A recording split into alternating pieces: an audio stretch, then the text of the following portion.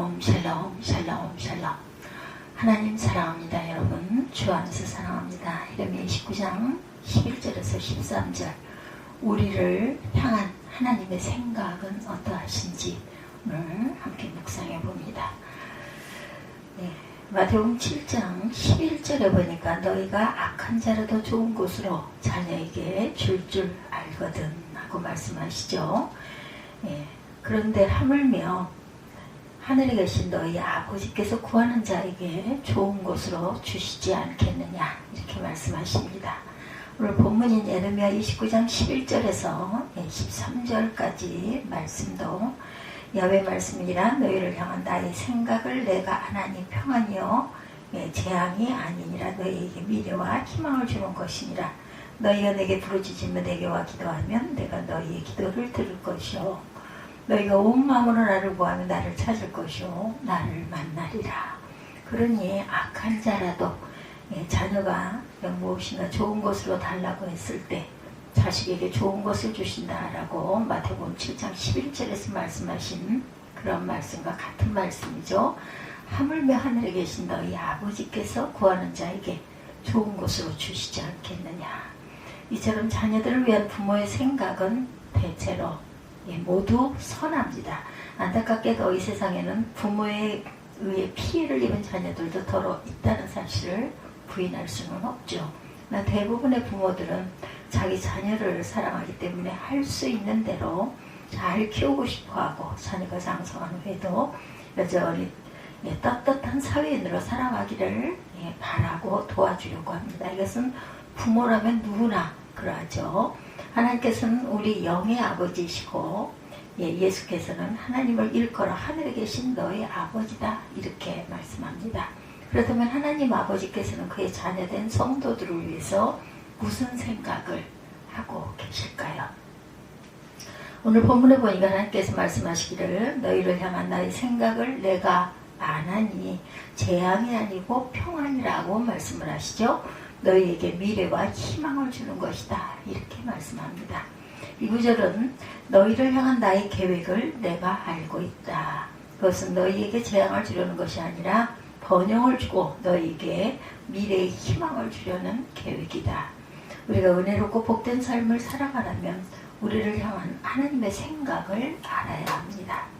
우리가 그렇지 않으면 하나님의 뜻과 반대되는 삶을 살다가 큰 낭패를 당하게 되겠죠.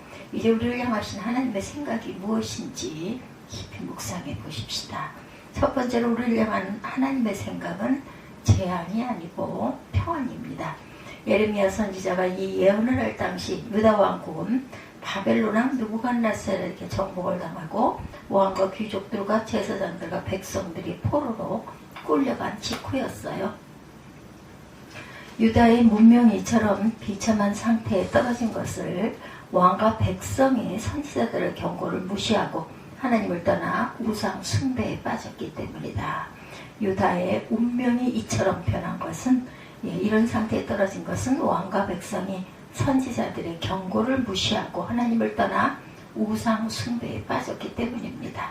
이 하나님께서 예고하신 대로 그들을 심판하시죠. 예루살렘이 함락되면서 수많은 사람이 죽었고 가옥이 불탔고 약탈당했고 예루살렘 성전도 무너졌으며 또한 왕을 비롯해서 백성들이 모두 다 대거 포로로 잡혀갑니다. 정말 무서운 재앙이 아닐 수 없죠. 그런데 하나님께서는 너희를 향한 나의 생각은 내가 안 하니 재앙이 아니고 평안이다 이렇게 말씀하세요. 하나님께서는 자기 백성이 불행을 만나 고통하는 것을 원치 않으십니다. 자기 백성을 향하신 하나님의 생각은 항상 선하고 은혜로우시죠.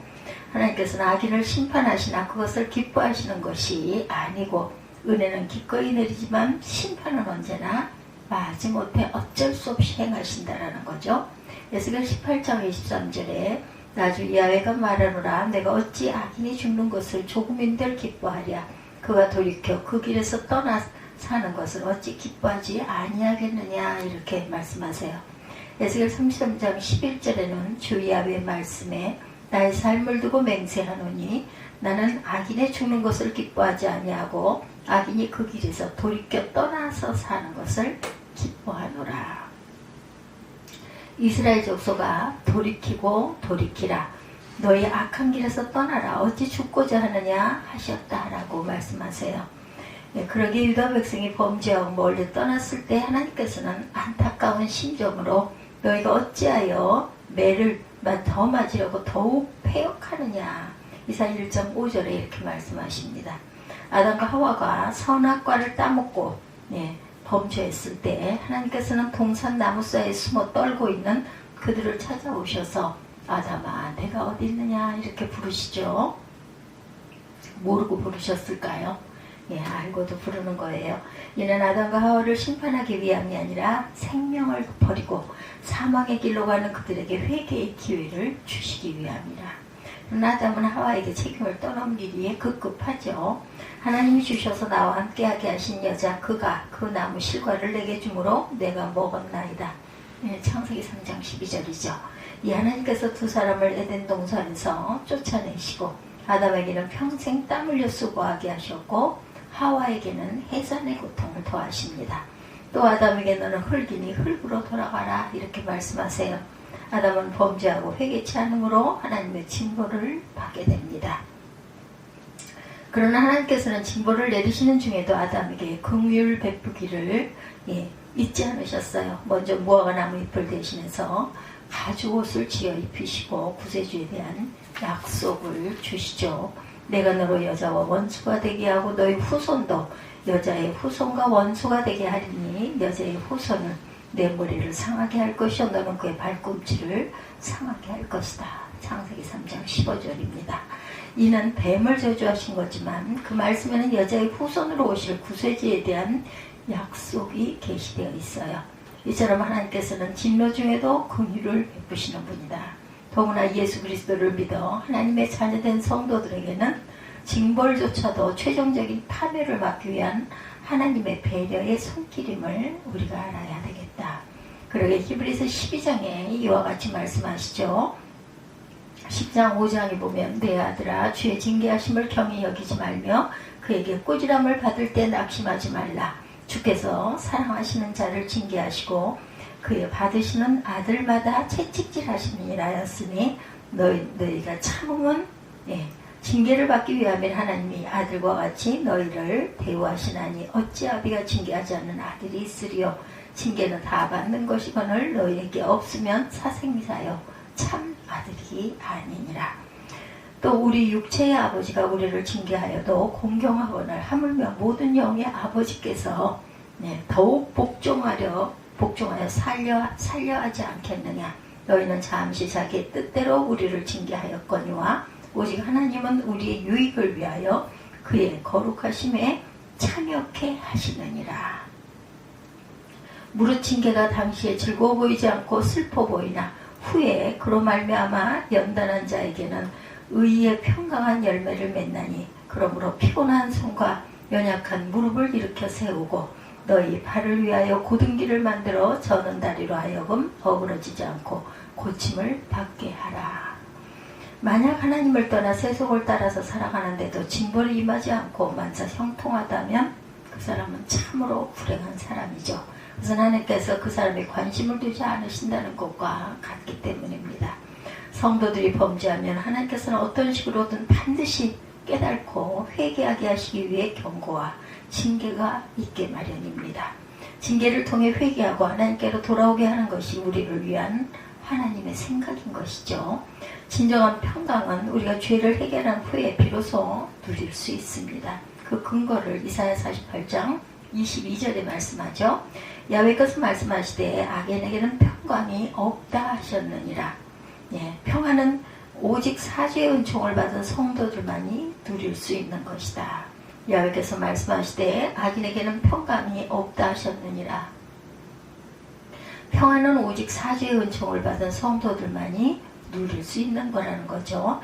이 평안에 대해서 예수께서 말씀하시기를 평안을 너희에게 끼치노니 곧 나의 평안을 너희에게 주노라 이렇게 말씀하세요.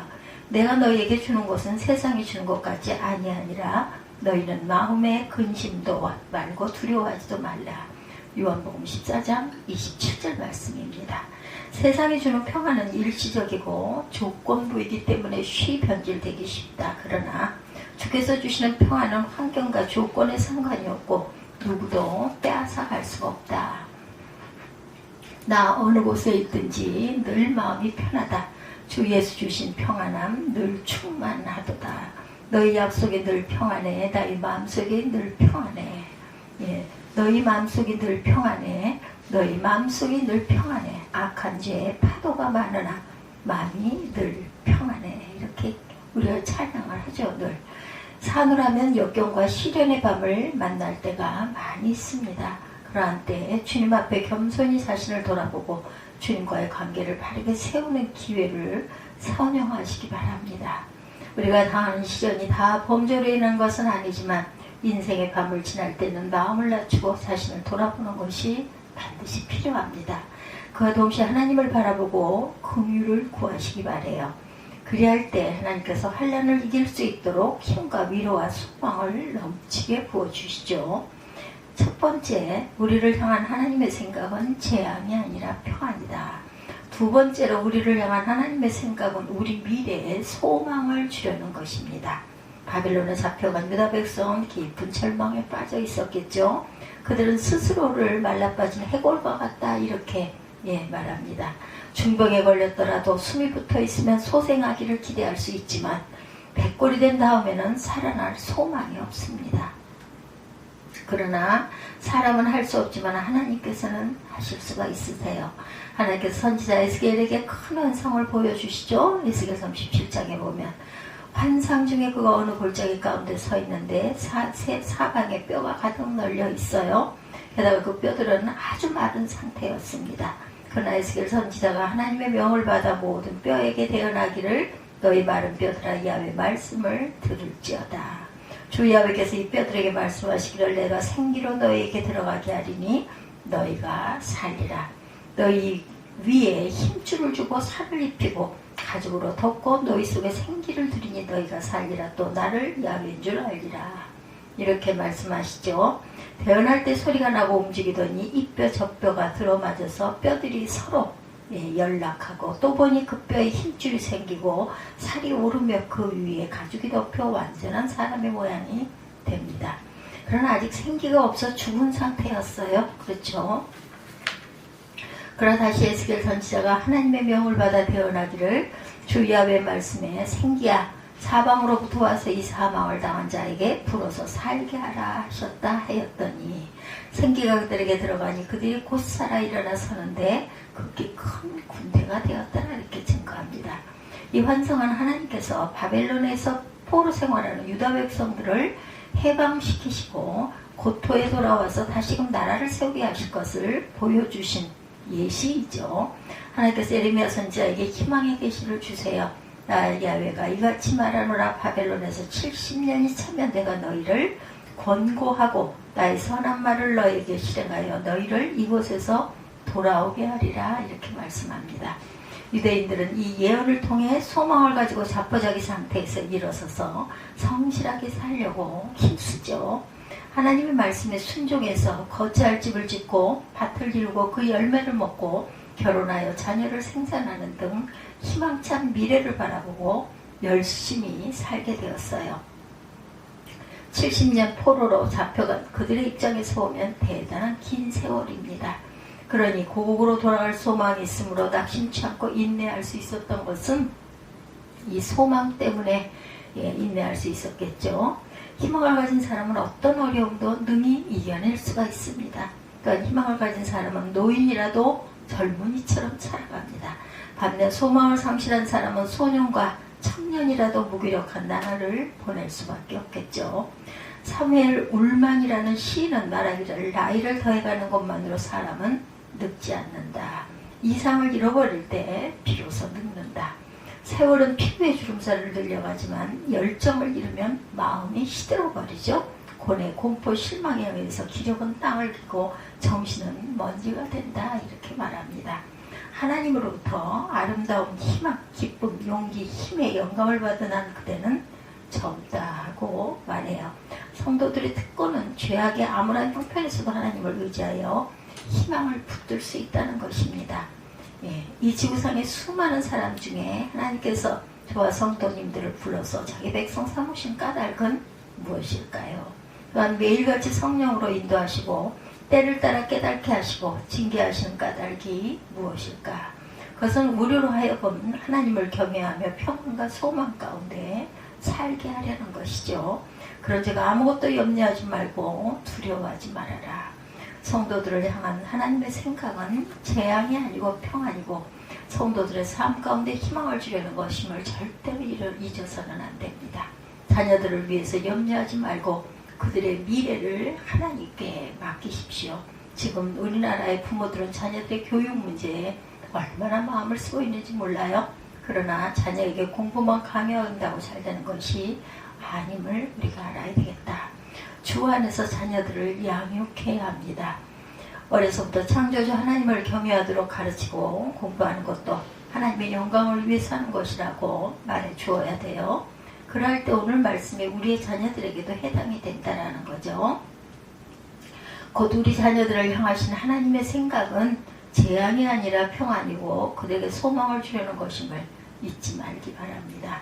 공부하라고 다그치지 말고 먼저 하나님을 사랑하고 경외하라고 가르쳐야 되겠죠. 만약 우리 자녀들이 하나님을 사랑하고 경외한다면 그들의 장래에 대해서 걱정할 것이 없습니다. 요셉은 애굽에 팔려가서 남의 집 노예가 되었어요. 노예에게 무슨 희망이 있겠는가. 그러나 요셉은 하나님을 경외하는 사람이었기에 어떤 환경 가운데서도 하나님께서 보여주신 꿈을 생각하며 희망을 잃지 않았죠. 요셉은 꿈에서 본 두 가지 환상이 그를 향하신 하나님의 생각을 알려주신 것으로 믿었기 때문에 때가 되자 그 꿈은 현실로 이루어집니다. 신앙생활을 성실히 하는 자녀들을 우리가 주변에서 볼 때 그들의 미래를 희망적으로 낙관적으로 바라보게 되죠. 공부만 잘한다고 또는 재능만 탁월하다고 장래가 있다고 보면 안 됩니다. 인생의 성공은 하나님의 사랑을 받느냐 받지 못하느냐에 달려 있음을 우리가 알아야 되겠고 자녀들을 신앙으로 양육해 나가야 할 것입니다. 지금 우리는 대림절 기간 주님 오심을 기다리고 손을 꼽고 있는 그런 기간에 서 있습니다. 이제 한 주 정도 지나고 나면은 딱 한 주가 남았네요. 크리스마스가 다음 주 수요일이죠. 그렇기 때문에 그 기간을 하루하루 손을 꼽으며 주님을 기다리는 마음으로 교회에 여러 가지 불도 밝히면서 촛불을 밝히면서 또한 이런 그 전기를 이용한 이런 불들을 반짝반짝 밝히면서 주님 오심을 기다립니다. 인생의 성공은 하나님의 사랑을 받느냐 받지 못하느냐에 달려 있음을 알아야 되겠죠. 자녀들을 신앙으로 양육하고 우리 이 기간을 하루하루 해며 기뻐하며 가야 할 것입니다. 오늘 2024년 이 한 해 우리 앞에 무슨 일들이 또한 다 지나갔고 지나간 것을 막 반추하면서 또 25년은 어떤 날들이 펼쳐질 것인지를 기대하고 고대하고 계획하고 기도하는 그런 시간. 단언할 수 있는 것은 우리가 하나님 중심으로 살아갈 때 하나님께서 희망찬 한 해를 보낼 수 있도록 해주실 것이라는 것입니다. 첫째로 우리를 향한 하나님의 생각은 재앙이 아니고 평안이며 두 번째로 우리를 향한 하나님의 생각은 우리 미래에 소망을 주려는 것이고 세 번째로 우리를 위한 하나님의 생각을 하는 성도들의 기도를 들어주신다는 것을 절대 잊지 맙시다. 지나간 일이긴 하지만 벌써 6년 정도가 지났네요. 동계 평창 올림픽이 열린 1월 3일에 1년 11개월 끊겼던 판문점 연락 채널이 재개통이 되었다고 그러죠. 그래서 1월 9일에 남북 간 고위급 회담을 갖기로 한 것도 이 전화를 통해서 합의가 됐었다고 그래요. 지금은 그때보다도 더 열악한 상황에 놓여 있긴 합니다만은 이런 부분들이 반복이 되다 보면 남북은 반드시 통일이 될 줄로 믿습니다. 비록 남북 간에 적대관계에 있지만 통할 수 있는 채널이 열려 있다는 것 아주 중요하죠. 철도를 끊었다 폭파했다 하지만 또 그것은 다시 놓으면 됩니다. 이런 남북 간뿐 아니라 대인관계에서도 아주 중요하죠. 요즘 사람들은 저마다 핸드폰을 갖고 아는 사람들과 연락을 하죠. 집에서도 길을 가면서도 언제 어디서든 손쉽게 예, 전화를 해서 대화할 수가 있습니다. 제가 이 휴대폰이 이렇게 해서 개개인들의 손에 주어지기 한 10수년 전이었을 거예요. 그때는 아주 공중전화 박스가 인기였죠. 줄서기에 바빴습니다. 뭐 어딘가 급하게 통화를 해야 되거나 연락을 해야 되거나 아니면 친구에게 전화를 걸고 싶을 때는 공중전화 박스를 찾았어야 됐어요. 차를 타고 다니다가 그 시절에 유행했던 삐삐가 있어서 연락이 오면 문자를 볼 수가 있잖아요. 급하게 연락하라고 하면은 길 가다 말고 주차를 해놓고 어떻게 어떤 그 공중전화 박스가 사람이 없나 그것을 찾아서 가까운 곳으로 달려가서 차를 세우고 전화를 하고, 그럴 때 제가 생각을 했던 게 개인들이 손에다가 휴대폰을 하나씩 들고 다니면 참 좋겠다.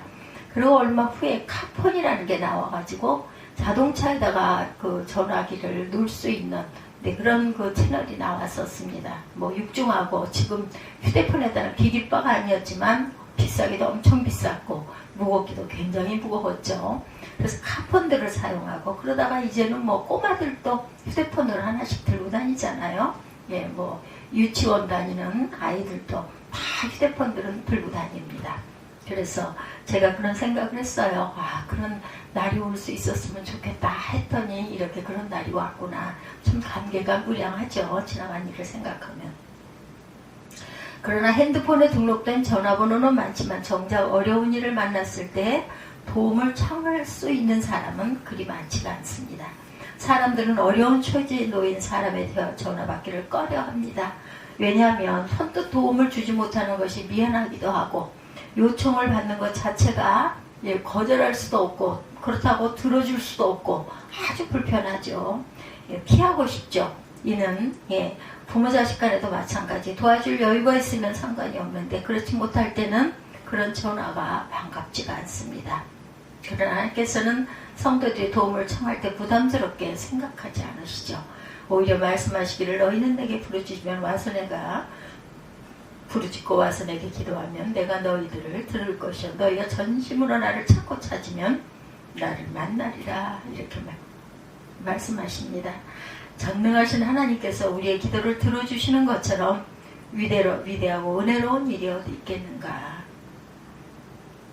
사랑하는 하나님의 귀한 저와 여러분들은 하나님께서 성도들에게 주시는 은혜로운 특권 가운데서도 최상의 특권을 누리고 있다고 생각합니다. 하나님께서 우리에게 대화의 통로를 하루 24시간 언제나 열어놓고 계세요. 찾기만 하면 내가 너희를 만나주리라 말씀하시죠. 친한 사람에게라도 너무 늦은 시간에 전화하는 것은 미안할 일이죠. 신뢰가 되죠. 하나님께서는 밤중이든 새벽이든 언제가 됐든 구애받지 않고 대화를 요청하면 기다리고 계셨던 것처럼 기꺼이 응답해 주십니다. 성경을 읽어보면 우리에게 기도를 권하는 말씀을 쉽게 찾아볼 수가 있죠. 예수께서 마태복음 7장에 너 구하라 그리하면 너에게 주실 것이요 찾으라 그리하면 찾아낼 것이요 문을 두드리라 그리하면 너희에게 열릴 것이니 구하는 이마다 받을 것이요 찾는 이는 찾아낼 것이요 두드리는 이에게는 열릴 것이니라. 너희 중에 누가 아들이 떡을 달라 하는데 돌을 주며 생선을 달라 하는데 뱀을 줄 사람이 있겠느냐? 너희가 악한 자로 좋은 것으로 자식에게 줄 알거든 하물며 하늘에 계신 너희 아버지께서 구하는 자에게 좋은 것으로 주시지 않겠느냐. 이렇게 말씀합니다. 얼마나 우리에게 기도할 용기를 주는 말씀인지, 구하면 받을 것인데도 구하지 않기 때문에 받지 못하지는 않는 것인지, 우리가 항상 주께 구할 줄 아는 믿음들이 되셔야 되겠죠. 우리는 하나님께서 나의 기도를 부담스럽게 여기지 않으실까 염려할 것이 전혀 없다. 우리가 기도를 많이 할수록 많은 것을 요구할수록 하나님께서는 기뻐하십니다. 히브리서 4장이 이렇게 증거하고 있어요. 4장 15절에 우리에게 있는 대제사장은 우리의 연약함을 동정하지 못하실 리가 아니요 오직 모든 일에 우리와 똑같이 시험을 받으신 이로되 죄는 없으시니라. 그러므로 우리는 긍휼하심을 받고 때를 따라 돕는 은혜를 얻기 위하여 은혜의 보좌 앞에 담대히 나아갈 것이니라. 우리가 기도할 때 반드시 응답되는 근거가 무엇인지를 말씀하고 있죠. 이 말씀이. 그래서 우리의 이름으로 하나님의 보좌 앞에 나아가는 것이 아니라 누구의 이름으로? 우리의 영원한 대제사장이신 예수 그리스도 이름으로 나아가는 것이기 때문이다. 우리가 예수 그리스도 이름으로 기도할 때 하나님께서 들으시고 응답해 주실 것이다. 전능하신 하나님께는 불가능함이 없으시므로 우리의 문제가 아무리 크고 어렵더라도 염려할 것이 없다. 하나님께서는 성도들의 기도에 지체 없이 응답해 주시기를 기뻐하십니다. 이사야 58장 9절에 이르기를 내가 부를 때 나 야훼가 응답하겠고 내가 부르짖을 때에 말하기를 내가 여기 있다 하리라 하시죠.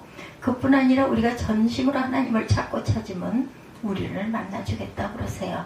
잠깐만 만나주는 것이 아니라 우리의 평생에 함께하여 주시겠다고 약속합니다.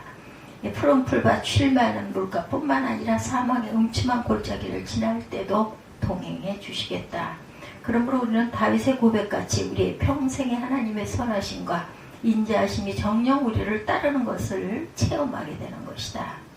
우리를 위한 하나님의 생각이 어떠한지 여러분들 아셨습니까? 그것은 재앙이 아니라 평안이요 우리의 미래에 희망을 주려는 생각이다. 한 사람 한 사람을 저희 모든 한 사람들을 향하신 하나님의 뜻은 언제나 선하고 은혜로우시죠. 이와 같이 하나님의 생각을 의심 없이 받아들임으로 날마다 평안과 희망 가운데 살아가는 저와 여러분들이 되시기를 대림의 이 기간에 이제 얼마 남지 않은 2024년도 지난 세월을 생각하고 주님의 은혜를 생각하고 다가올 2025년을 준비하는 저와 여러분에게 주님께서 내가 너에게 줄 것은 재앙이 아니고 평안이다. 네가 나를 찾고 찾으면 내가 너희를 만나리라 말씀하신 살아계신 주님을 향한 저와 여러분의 귀한 기간이 되기를 주님의 이름으로 축복합니다. 기도하시겠습니다.